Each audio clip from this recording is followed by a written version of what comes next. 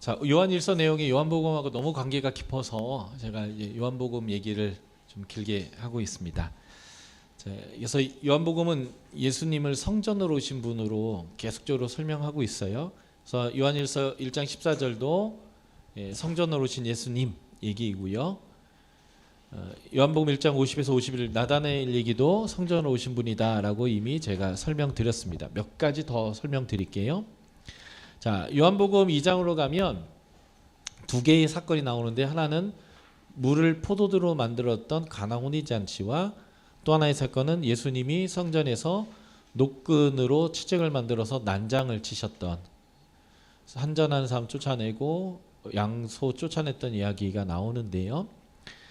1장 1에서 12절에 가나 혼인잔치, 예수님의 첫 번째 기적은 뭘 의미하는가라는 건데, 그냥 표면적으로 보면 물도 포도주로 만드실 줄 아네, 역시 이제 이런 의미로 설명할 수 있지만, 여기서 물이 어떤 물인지가 굉장히 중요해요. 정결례 물통. 유대인들은 나갔다 들어오면 내가 부정하다고 생각하게서 자신을 정결케 하는 것들을 힘썼습니다. 정결을 힘쓰는 이유는 부정하면, 정결하지 않으면 하나님 안에 거할 수 없기 때문에, 하나님과 함께 할 수 없기 때문에, 하나님의 임재 안에서 하나님 안에 거하고 싶어서 부정해서 정결로 돌아오는 것을 힘썼단 말이에요. 그래서 나갔다 들어오면 반드시 씻고, 그리고 그릇과 이런 것도 물로 씻는 일들을 열심히 했습니다. 이 정결케 대함에 대한 단어가 요한일서에도 여러 번 등장해요. 예수의 역할이 뭐냐? 우리를 정결케 한다는 거예요. 정결케 되면 어떤 일이 가능할까요? 하나님 안에 거하고 하나님과 함께 동행하는 것이 가능하고 복을 누릴 수 있는 거죠. 그래서 정결례 물통, 우리를 씻어서 하나님에게 나아갈 수 있는 정결한 상태로 만드는 물통의 물을 포도주로 만들었는데, 요한복음에서의 포도주는 예수님의 피를 늘 의미합니다. 이 강의 거의 말미에 다시 한번 설명드릴 건데요. 요한복음은 절기 중심을 설명하고, 요한복음에는 6월절이 3번 등장합니다. 2장에 등장하고 6장에 등장하고, 그리고 12장 55절부터 20장까지가 6월절이고요. 6월절을 설명할 때마다 6월절 만찬과 예수님의 피와 살을 연결시키는데, 지금 이 2장도 6월절을 배경으로 하고 있고, 그래서 우리가 진정 정결해지는 것은 정결례 물로 되는 것이 아니라 예수 그리스도의 피로 된다라고 하는 신학적 얘기를 요한이 얘기하고 있어요. 그런데 제가 많은 목사님들의 설교를 들어보면 이 개념으로 설교가 되어지지 않아요. 그냥 예수님은 물을 포도주로 만드실 수 있는 분이다. 특히 여기서의 강조점은 마리아의 믿음과 하인의 믿음, 이걸 주로 강조하거든요. 제가 아까 말씀드렸지만 예수님 중심으로, 주인이신 성경의 주인공이신 예수님 중심으로가 아니라, 여기에서도 보면 조연 그리고 까미오 중심으로 성경 읽기를 한 본문인데, 틀린 건 아니에요. 그 교훈도 충분히 필요합니다만은, 요한이란, 사도 요한이란 저자가 요한 공동체에게, 요한의 글을 읽는 신앙 공동체들에게 요한복음을 기록한 목적은 예수님을 통하여서 우리가 용서받고 하나님과 화해를 이루며 영생을 누리게 되는 것에 대한 얘기를 하면서, 요한복음의 물을 포도주로 만든 사건은 예수의 피로 정결케 된다는 얘기를 하는 겁니다. 그래서 요한복음 2장 1절 사흘째 되던 날 이렇게 시작하는데, 난데없이 사흘째 되던 날이 나오거든요. 연대순으로 보자면 1장에는 이튿날 3번 나와요. 그러면 사흘이 아니라 나흘째 되던 날이 돼야 되거든요. 근데 사흘은 예수님이 십자가에 죽으시고 부활하시는 사흘과 연결되어 있어요. 나중에 요 옆에 2장 13에서 25절에 성전 정화라고 얘기하는 이 사건에서 보면, 네가 증거를 대라 했더니 내가 죽었다 살아나 사흘 만에 살아날 것이다 라고 하는, 이걸 가지고 얘기하는데, 이 사흘의 병행이거든요. 그래서 지금 2장 1에서 12절이나 13에서 26절 둘 다 예수의 성전됨을 얘기하는 본문입니다. 예수님이 성전을 정화하셨다고 하는데, 정확히 말하면 성전 폐기하셨습니다. 왜냐하면 이제 성전이 더 이상 역할을 하지 못하기 때문에 그렇고요. 요한복음에 6월절이 3번 나오기 때문에 예수님 공생애가 3년이라고 가르치는 겁니다. 성경에는 어디에도 3년이라는 얘기를 안 하고요. 우리가 추정을 하는 건데, 그러면 2장에 나오는 예수님이 성전을 폐기한 사건이 연대순인가, 이게 굉장히 중요해요. 학자들은 2000년 동안 싸웠습니다. 예수님이 성전에서 난장친 게 2번인가 1번인가. 세 복음서, 공간 복음은 다 예수님이 십자가에 죽으시는 마지막 일주일에 그 일을 했는데 요한복음만 초반에 나오는데 이걸 연대순으로 보니까 이 사건은 초반에 한 번 했고 마지막에도 한 번 했다 이렇게 생각하시는 거예요. 요한복음은 카이아즘으로 되어 있는 구조입니다. 교차대구 구조로 되어 있어서 연대순으로 되어 있지 않고요. 그래서 2장에 나오는 6월절의 사건은 예수님이 죽을 때 6월절의 사건을 거기다 갖다 놓은 겁니다. 요한복음의 카이아즘 구조를 보시고 싶으시다면 대한기독교사에서 나온 100주년 기독교 100주년 기념주석 중에 요한복음을 이상훈 교수님이라는 분이 썼는데 이 요한복음을 완벽한 카이아즘으로 다 분석해놨거든요. 나중에 한번 그걸 참고하시면 좋겠고, 그래서 예수님의 공생애가 3년이라는 공식이 사실은 잘못된 공식이에요. 요 첫 번째 유월절은 마지막 유월절과 같은 유월절입니다. 그런데 예수님이 공생애를 3년에 충분하고 뭐 1년 반 하면 불충분하고 그래서 우리 구원에 문제가 생기고 그러지 않으니까 그냥 또 성도한테 설명이 힘들면 그냥 3년 했다고 그냥 아무 상관없고요. 혼란 안 줘도 되니까. 중요한 것은 예수님의 성전에서 이 난장을 치신 얘기는 한 번이라는 게 이제 신학적 정설이다라고 보시면 좋겠고, 성전의 역할이 뭐냐? 우리 죄를 용서하고 하나님과의 화해를 이루고 하나님의 복을 누리기 위해 성전의 역할인데 성전이 제 역할을 못하는 거예요. 그래서 예수님이 성전에서 제사를 하기 위해서 꼭 있어야 되는 3가지를 금지하셨습니다. 장사하는 일, 기구를 옮기는 일, 뭐 이런 것들이죠. 그래서 성전에서 이런 것들을 다 못하게 하신 것은 이제 성전을 폐기하는 건데, 왜 성전을 폐기하냐면 본인이 성전에 있는 죄를 대체하시기 때문에 그래요. 그래서 성전을 헐어라, 사흘 만에 짓겠다. 그래서 사람들이 막 얘기하는 거죠. 야, 지금 이 성전을 지금 우리가 26, 27년 동안 지어왔다.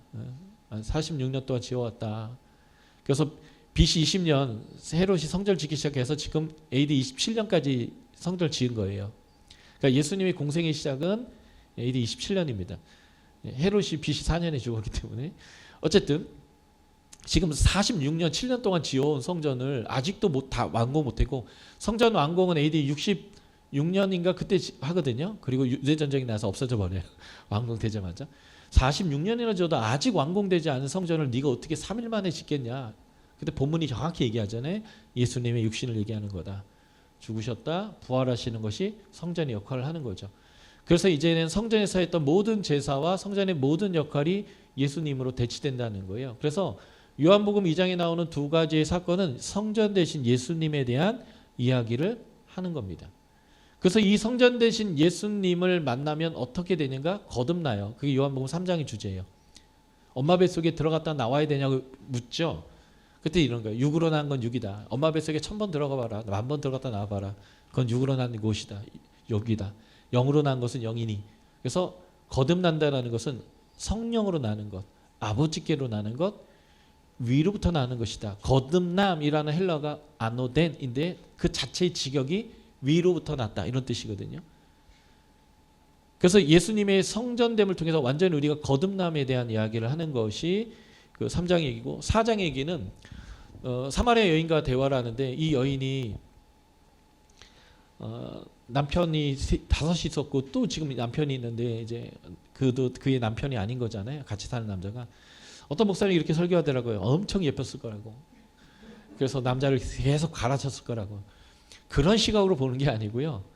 살아남으려고 이 남자 저 남자한테 붙어서라도 어떻게 살아남으려고 했던, 근데 그 붙었던 남자가 계속 버렸을 테니 지금 6번째 남자를 붙들고 있는, 인생의 혼돈과 공허와 흑암 가운데 있는 여인 가운데 주님이 찾아오신 거예요.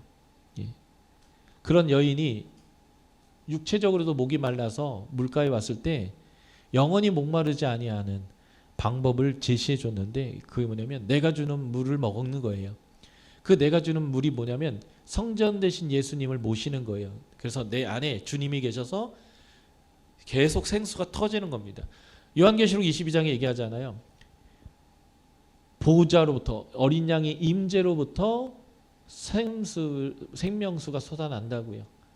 그래서 이 여인이 마셔야 되는 물은 바로 예수님을 우리의 모시고 그 마르지 않는 샘이 터지는 걸 얘기하는 거고, 요한복음 이제 7장 장막절 기간에 예수님이 장막절 기간에 하는 중요한 행사 중에 하나는 실로암에 물을 제사장을 보내 떠갖고 와가지고 번제단 위에 이렇게 쏟는 거예요.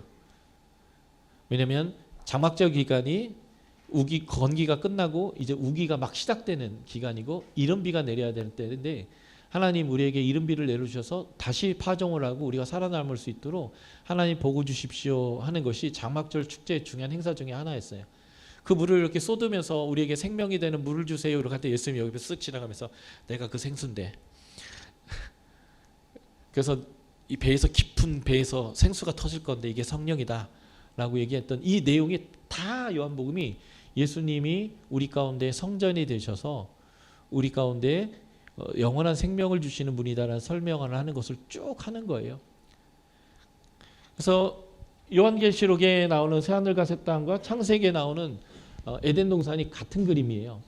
그리고 창세기와 에덴 동산에 둘 다 동일하게 없는 게 성전입니다. 왜냐하면 하나님이 거기 계시기 때문에 성전이 필요 없어요.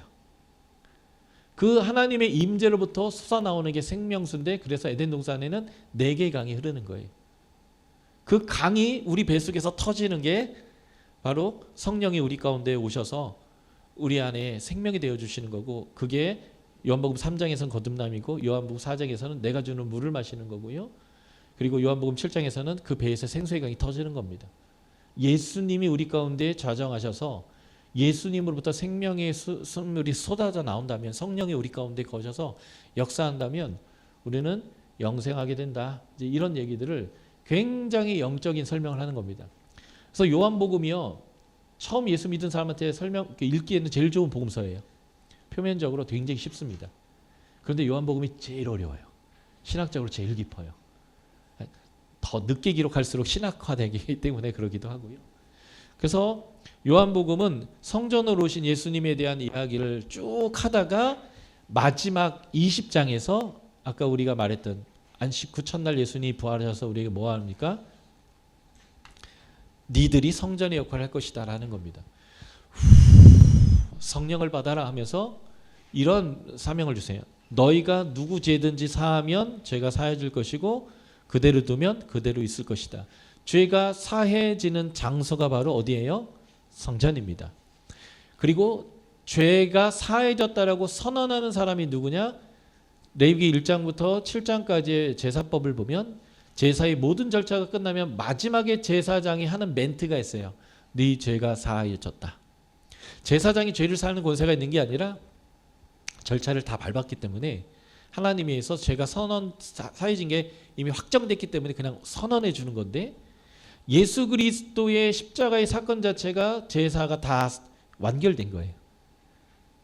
그래서 우리가 제사장의 역할을 하면서 그 사람이 예수 그리스도를 구주로 영접하고 영생의 삶을 살기로 결정하면 우리가 제사장의 역할로 너희의 죄가 사해졌다라고 선언할 수 있다.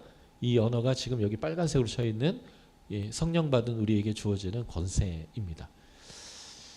제가 이제 시간이 없어서 요한복음을 날림으로 이렇게 설명을 했는데 요한복음은 영생의 예수를 믿으면 영생이 있다라는 동일한 주제, 요한에서 동일한 주제의 책이고 왜 우리에게 예수를 믿으면 영생이 있냐면 예수가 성전이시기 때문에 그 성전 대신 예수님을 통하여 하나님과 우리가 화해가 이루어진 것을 대해서 설명하는 그래서 유월절을 중심으로 설명하는 거예요. 유월절 중심으로 설명하면서 예수님의 살과 피를 먹는 자들이 이제 구원 얻는다. 그래서 요한복음 6장이 오병이어 기적인데 사복음서에 오병이어가 다 나오지만 유월절 날 때 이 오병이어가 일어났다라고 얘기하는 것은 요한복음밖에 없어요.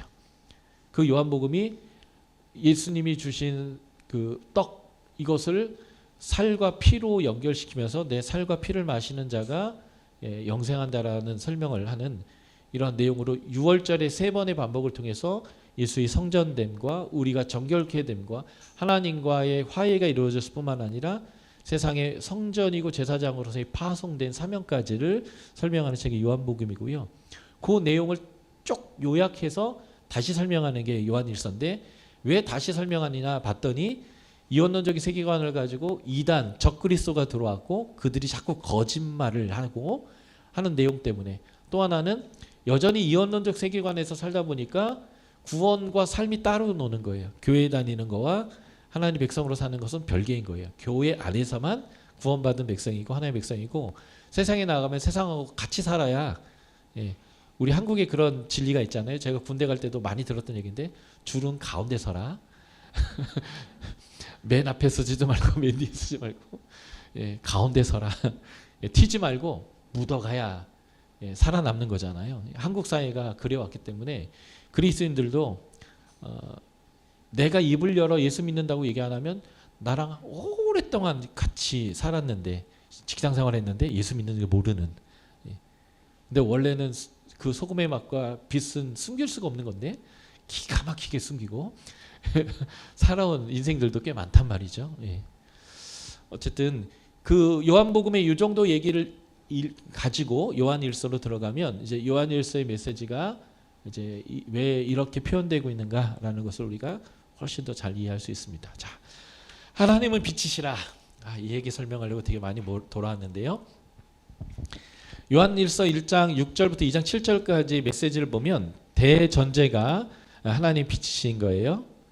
그래서 결론적으로는 하나님이 빛 가운데 거하는 삶을 사는 것에 대해서 결론을 내리는데 그것이 세계명, 형제를 사랑하라는 얘기고 스크루 나선형 구조다 보니까 이것을 다시 또 이제 4장에서 다시 한번 또 다루게 되는데 그래서 하나님은 빛이시다라고 하는 이것 때문에 우리가 빛 가운데 거해야 되는데 우리가 입으로만 빛 가운데 거하는 내용들이 나오죠. 그래서 만일이 반복되고 여긴 없지만 하나님과 사귐이 있다 하고 어둠에 행하면 거짓말이다. 죄 없다 말하면 스스로 속이는 것이다. 진리가 그 속에 있지 않다. 죄를 범하지 않았다 하는 것은 만일 그것은 하나님을 거짓말쟁이로 만드는 거다. 그를 아노라 하고 계명을 안 지키는 것은 거짓말이다. 이게 딱 요한일서의 원독자들의 모습인 거예요. 이단이 들어와서 속이는 내용이기도 하면서 이들이 빛 가운데 거하고 교회도 다니고 구원도 받았고 다 있는데 실제로는 말씀을 지키지 않고 빛 가운데 거하지도 않고 이런 모습들을 계속 보이는 거죠. 그래서 이것은 다 거짓말이다. 지금 너희의 모습이 거짓된 모습이다 라고 얘기하면서 진리대로 행하는 게 뭔지 그리고 그 결과가 뭔지가 설명되는데 진리대로 행한다라는 것의 결과는 죄가 용서되는 거예요. 바로 성전이신 예수님을 통해서 우리가 하나님에게로 나아가고 거하고 살 수 있는 상태가 되는 거죠. 그래서 여기서 중요한 게 이겁니다. 예수 그리스도의 성품과 사역. 예수는 미쁘시고 의로우시고 피를 위하여 피로 우리를 속죄하시고 그래서 우리를 깨끗하게 하십니다. 여기서 이 깨끗하다라는 게 바로 제의적 정결을 얘기하는 거예요. 예수님이 정결내 물통에 물을 포도주로 만들었을 때 그 물을 통해서 정결하려고 하는 건데 물로는 매번 닦아야 되고 매번 정결내를 해야 되는 거죠.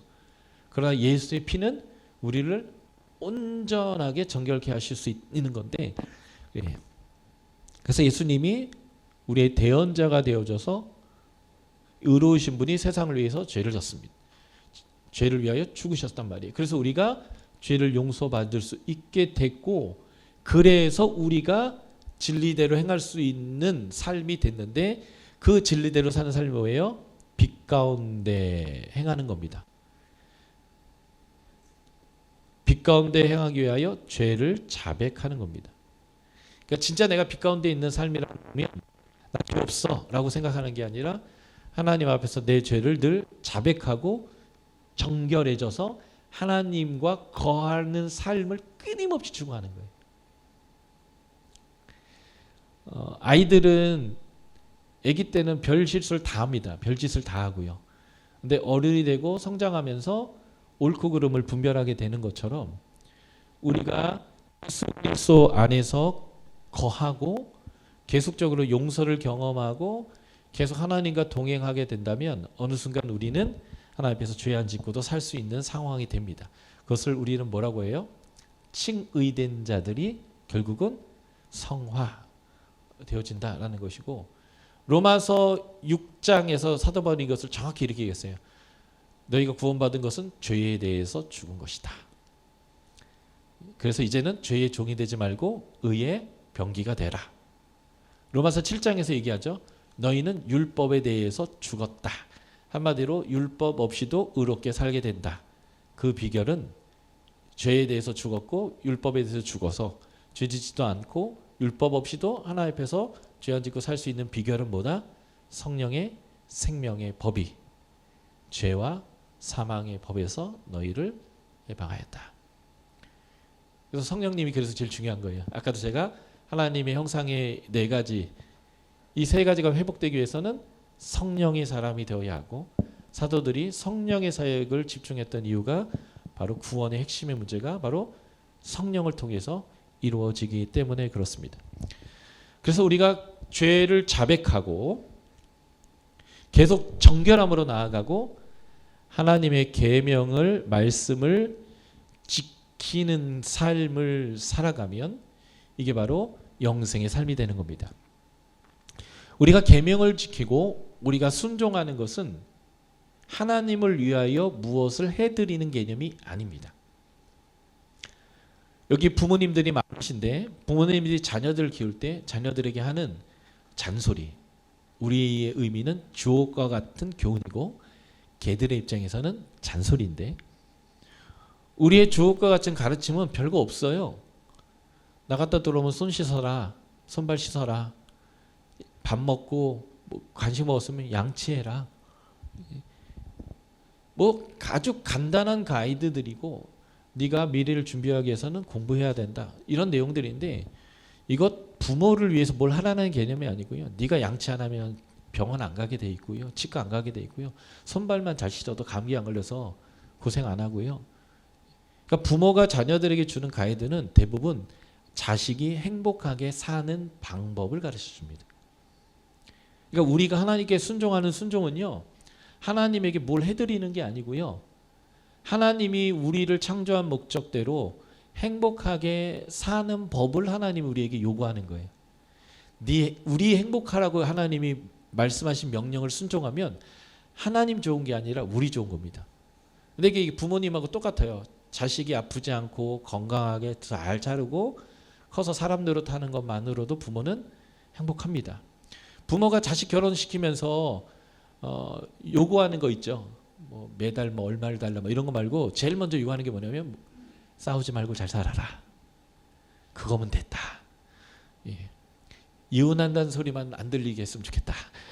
부모가 원하는 게 니들 잘 사는 거, 니들 헤어지지 않고 잘 살고 자식 잘 키우고 잘 살고 하는 거 말하지, 이제 내가 너 결혼시켰으니까 계좌이체 매일 얼마씩 하고 그런 것도 좋겠지만 사실 부모가 자녀에게 요구하는 것은요, 니들 잘 살면 됐다, 니들 건강하면 됐다, 니들 별일 없으면 됐다잖아요.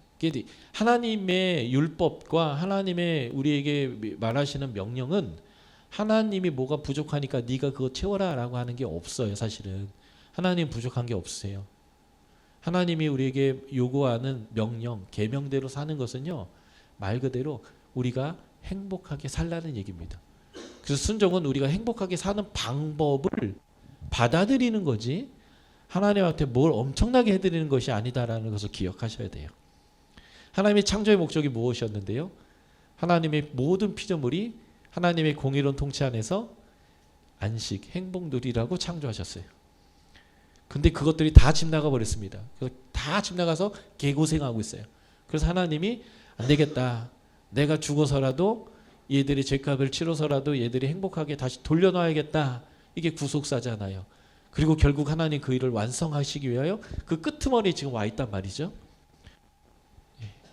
그게 영생이에요. 영생은 딴 게 없어요. 하나님이 나와 함께 행복하게 살자, 그것을 누리는 것이고, 그게 계명을 지키는 거고, 그게 하나님의 말씀을 지키는 삶이고 진리대로 행하는 거고 비단에 거하는 겁니다. 그러기 위해서는 하나님의 임재가 제일 중요해요. 하나님과 함께하는 게 제일 중요합니다. 그래서 끊임없이 우리는 어떻게 해야 돼요? 우리를 정결케 하는 겁니다. 우리를 끊임없이 정결하게 하는 게 뭐예요? 우리 죄를 자백하면 그분은 미쁘시고 의로사 우리 죄를 사하십니다. 그러니까 이미 용서하셨고 앞으로도 용서할 준비가 다 되셨고 끊임없이 용서하십니다. 이것은 마음껏 죄짓고 살라는 의미가 아니라 이제 철들어서 성장할 때까지 내가 계속 용납할 테니까 성장하고 자라달라. 이 얘기를 하는 거죠. 이게 이제 1장 6에서 2장 17절까지 메시지가 아무리 많아도 딱 구분지면 이 얘기예요. 이런 거짓말들 이빨리 소리 그만하고 예수님이 이런 분이니까 우리 영생의 삶을 살아보자. 영생의 삶은 그래서 주문 외는 거 아니에요. 내가 예수님의 보혈로 말미암아 구속 제사함을 받았고 천국 갈 티켓을 받았습니다. 이런 주문 말고요. 우리가 믿는 믿음의 핵심은 예수님이 주이십니다가 일이에요. 그 주인의 뜻 중에 하나가 네가 스스로 죄의 문제를 해결할 수 없으니까 내가 해결할게 인 거예요. 그러면 그걸로 끝이 아니라 이제는 하나님과의 관계 안에서 누려야 되는 것까지로 가야 되는데 법적인 해결만 해놓고 누리는 것까지 안 가는 것. 이게 지금 요한 1서의 이원론적 세계관을 갖고 있는 사람들의 문제였고 지금 우리의 문제이기도 하다는 거예요. 그래서 이런 거짓말 하지 말고 하나님 앞에 거하자라는 거고, 그래서 2장 7에서 17절이 결론적인 거죠. 진리대로 행하고 빛 가운데 거하는 삶의 실예가 이루어지는데 이것을 대조시켜서 설명하고 있어요. 이걸 좀 크게 보여드릴게요. 옛 계명을 말하는 건데 그 옛 계명이 뭐냐면 레위기 19장 18절이죠. 내 원수를 갚지 말고 동포를 원망하지 말고 내 이웃을 사랑하기를 내 자신같이 사랑하라는 말인데 이 계명을 다시 우리에게 얘기해 주시는 게 새 계명이란 말이에요. 요한복음 13장부터 17장까지 예수님이 다락방에서 마가다락방에서 하셨던 내용입니다. 요한복음이 21장이에요. 그런데 21장 중에 5장이 하루 저녁 다락방에서 식사하며 가르친 내용입니다. 비중이 엄청 높죠. 그 다락방에서 했던 일 중에 13장이 식사고요.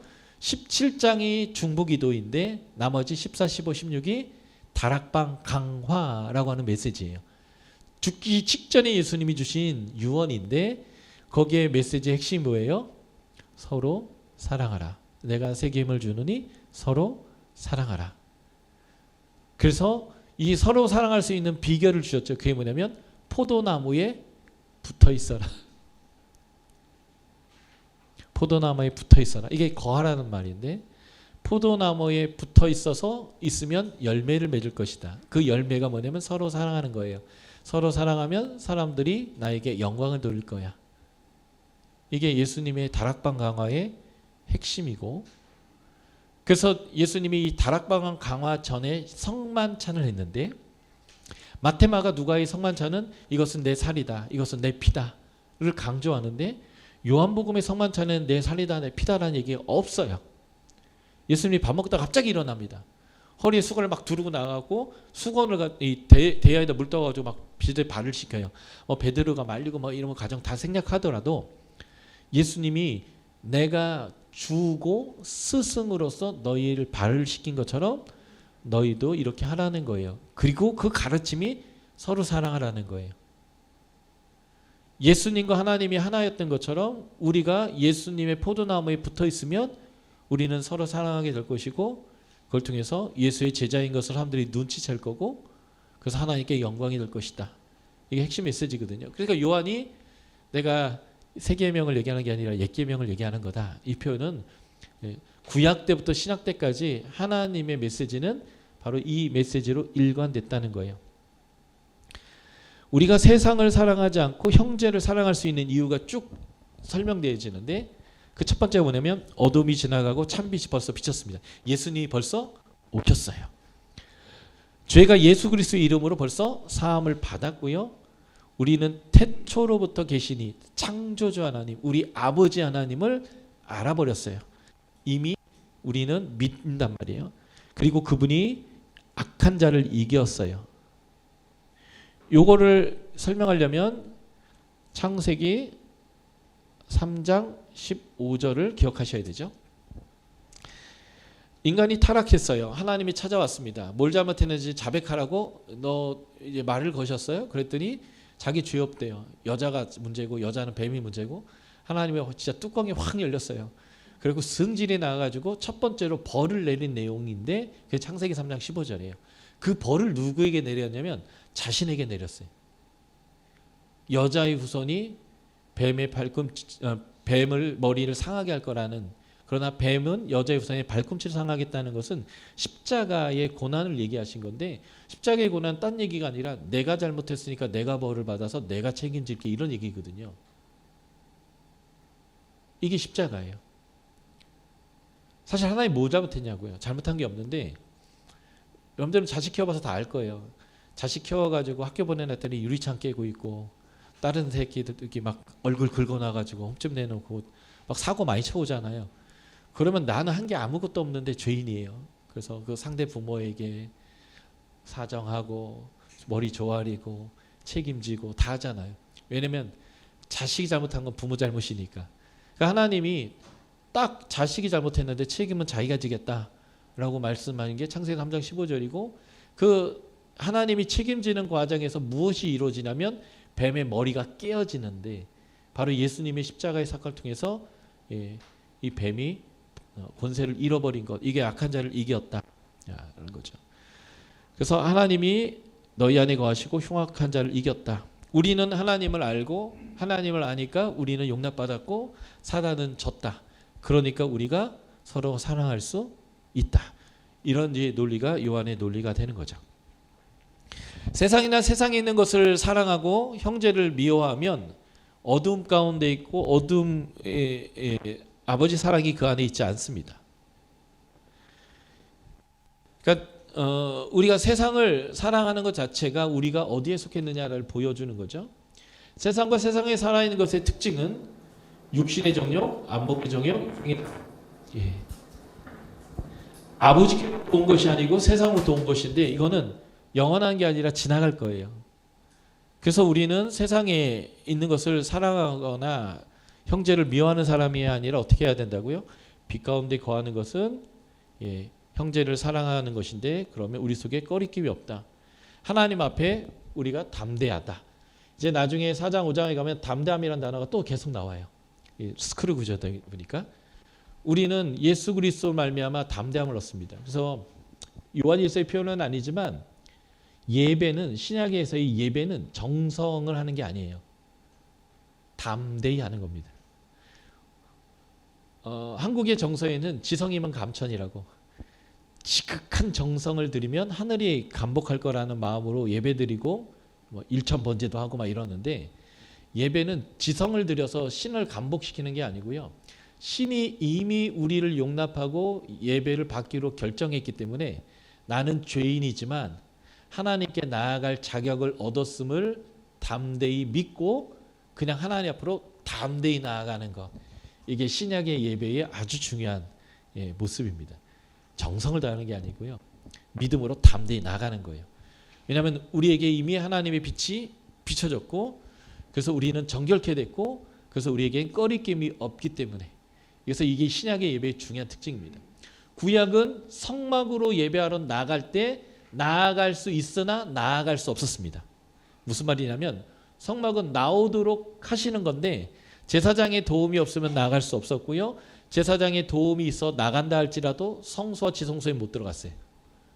그런데 히브리서 표현대로 보면 예수의 살을 통해서 새롭고 산 길을 열어주셔서 우리는 지성소에 들어갈 수 있습니다. 구약에서는 지성소에 들어가는 것은 제사장만 정한 날 딱 3차 들어갑니다. 날도 정해져 있고 횟수도 정해져 있고 들어갈 사람도 정해져 있습니다. 신약에서는요, 하나님의 임재 가운데로 나아갈 수 있는 날이 따로 없어요. 언제나 들어갈 수 있습니다. 횟수는요, 수시로 들어갈 수 있습니다. 들어갈 수 있는 특정한 사람이 있나요? 아니요. 예수 그리스도를 영접하는 사람은 누구나 들어갈 수 있습니다.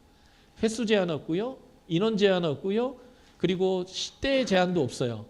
그런데 놀라운 것은 예수님에게 하나님의 보좌 가운데로 잘 안 나간다는 거예요. 전에는 막 들어가면 죽었으니까 그렇다 치고, 지금은 예수님이 십자가의 죽으심으로 지성소와 휘장을 가르는 휘장을 찢어 버리셨고 언제나 누구나 횟수 제한 없이 들어가게 해놨는데 됐고요. 주일만 잠깐 비칠 테니까 그때만 친한 척 하시고요. 저처럼 내성적이어서 그러나 하나님께 잘 나아가지 않는다는 거예요. 이게 이제 요한이 이야기하는 모습이에요. 우리는 꺼리낌 없이 빛 가운데로 나아갈 수 있게 되었다라고 하는 거죠. 이걸 한번 정리해 보겠습니다. 하나님은 빛이세요. 그래서 우리는 빛 가운데 이제 나아갈 수 있는데 하나님과 사귐이 없는 것과 빛 가운데 행하는 하나님을 알고 사귐이 있는 사람의 사이가 분명하게 갈리고 있습니다. 우리가 진리를 행하고 빛 가운데 행하는데 그의 아들 예수의 피가 우리를 모든 죄에서 깨끗하게 했고 죄 사했고 모든 불의에서 깨끗하게 하셨습니다. 이러한 하나님의 은혜 때문에 우리는 진리 가운데 빛 가운데 거하는데 그 진리와 빛 가운데 거하는 게 뭐예요? 계명과 말씀을 지키는 겁니다. 다시 정리할게요. 우리는 예수님이 나를 위해서 죽어서 천국 갈 티켓이 주어졌다라는 믿음의 구원에서만 머물러 있는데 구원은 이제는 계명과 하나님 말씀을 지키는 삶, 우리가 행복해지는 삶이 무엇인지 말해줬던 그 가이드를 우리의 삶으로 살아내서 안식을 누리는 삶을 하나님의 빛 안에 거하는 삶이라고 표현하고 있다라는 거고요.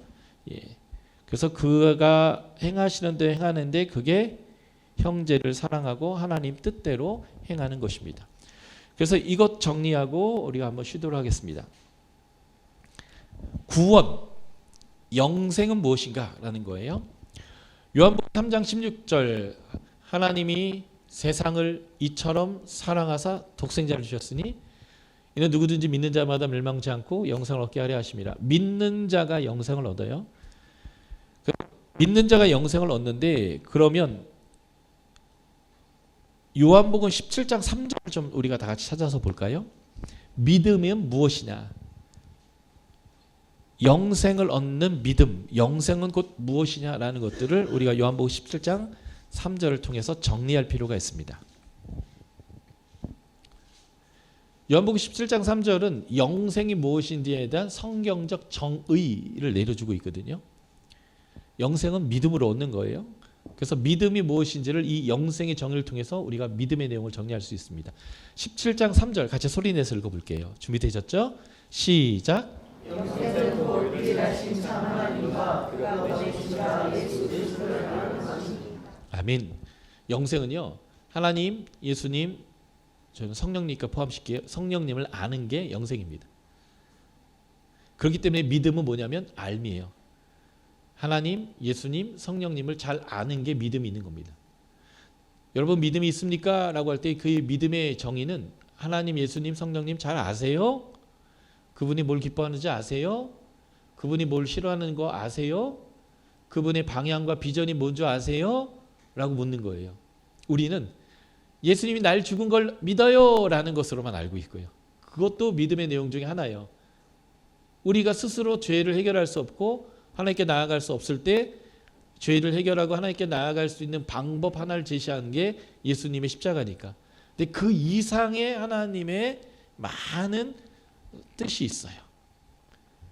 그것을 포함해서 하나님, 예수님, 성령님에 대해서 아는 게 믿음입니다.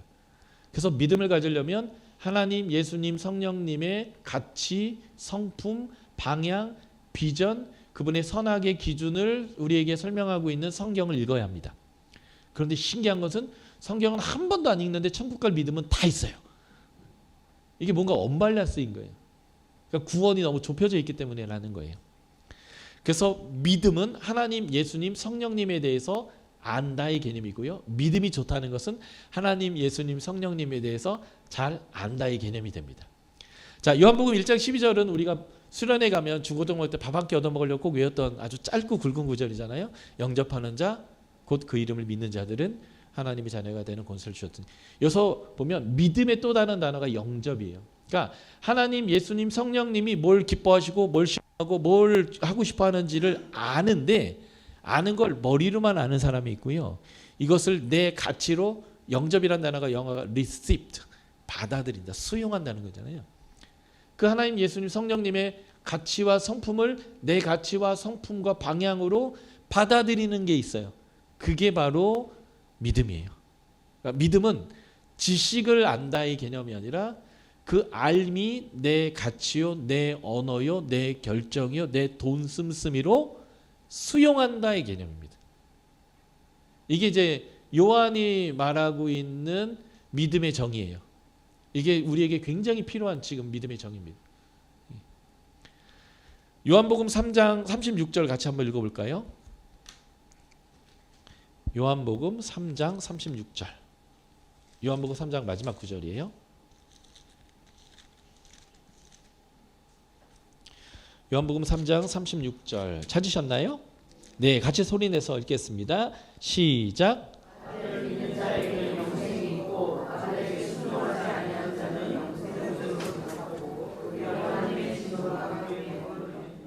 아멘.